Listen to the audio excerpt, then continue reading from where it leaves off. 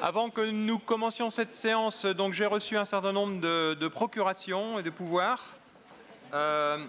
Madame Geneviève Gosselin-Fleury me donne pouvoir. Donc Madame Gosselin-Fleury est actuellement en déplacement dans le cadre de la commission de la Défense. Monsieur Barzine Boniadi donne pouvoir à Michel Louiset. Monsieur Sylvain Chemin donne pouvoir à Aline Le Barbanchon.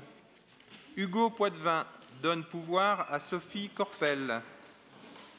Daniel Cuny donne pouvoir à Catherine Huette.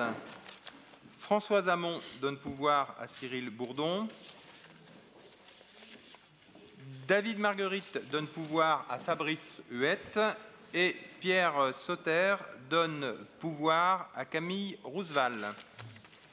Eh bien, je vous propose donc de commencer notre séance du Conseil municipal. Juste un petit mot liminaire, si vous me le permettez. Donc, on a vécu une période électorale, simplement pour féliciter donc, Frédéric Bastian, Anne Napic, Sébastien Fagnan et Franck Tison pour leur élection au Conseil départemental. Le fait d'avoir 4 adjoints donc, qui siègent au sein de l'Assemblée départementale est un atout pour notre ville, et ceci afin de veiller à une bonne articulation et une bonne complémentarité entre les politiques municipales et départementales. Et on perçoit bien cette nécessité dans les domaines sociaux, éducatifs, culturels, sportifs, ou tout simplement au titre de l'aménagement du territoire, parce que le Conseil départemental, on aura l'occasion d'y revenir, porte notamment le fameux contrat de territoire. Donc c'est un atout d'avoir, comme nous avons un atout d'avoir aussi une députée qui relaye beaucoup de nos dossiers au niveau du Parlement et au niveau du gouvernement, de même que nous avons aussi, je pense notamment à Muriel José-Marinier, des relais au niveau de la région, et c'est bien parce que nous sommes, on le voit avec les politiques contractuelles, en relation constante avec l'État, la région et le département. Voilà, je vous propose d'engager donc directement l'ordre du jour de notre séance du Conseil municipal et de... Pardon, excusez-moi, oui, vous souhaitiez prendre la parole, Madame Joly. Oui, c'est bon. Par rapport au... Oui, c'est bon. Suite à la campagne, donc... on a vu que chacun avait sollicité les citoyens, soit en donnant des fleurs, soit en donnant des pins. Et donc, nous, on a donné un crayon aux citoyens pendant cette campagne pour qu'ils s'expriment sur l'avenir du forum. Donc, je vous laisse découvrir le mur d'expression qui est de retour des citoyens. Et j'en profite pour vous poser la question, qu'est-ce qu'il en est actuellement alors, je veux dire, on a un règlement, on va en parler peut-être au niveau du Conseil consultatif du commerce, parce que normalement, on a un règlement intérieur. Donc, le règlement intérieur, il prévoit que les motions, les questions diverses soient renvoyées en fin de conseil. C'est le but de ce règlement intérieur, c'est bien de codifier les différentes interventions. Si vous aviez une intervention liminaire de politique générale éventuellement à faire, je vous aurais autorisé sans aucune difficulté à la faire, comme je viens de le faire moi-même.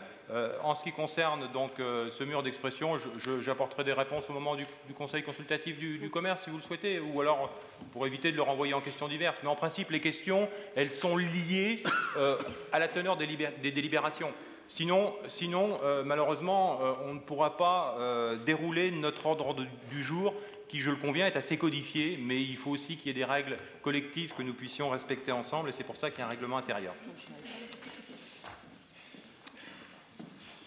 Je reprends donc, s'il n'y a pas des déclarations liminaires, je reprends l'ordre du jour du Conseil avec l'approbation des comptes rendus des séances du Conseil municipal des 27 novembre et 18 décembre dernier. Est-ce qu'il y a des observations, des remarques, des ajouts, des modifications?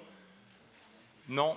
Eh bien, on considère donc que ces comptes rendus sont adoptés. De même, le Code général des collectivités territoriales prévoit un certain nombre de délégations de pouvoir. Est-ce que vous avez des questions particulières sur ces décisions qui ont fait donc l'objet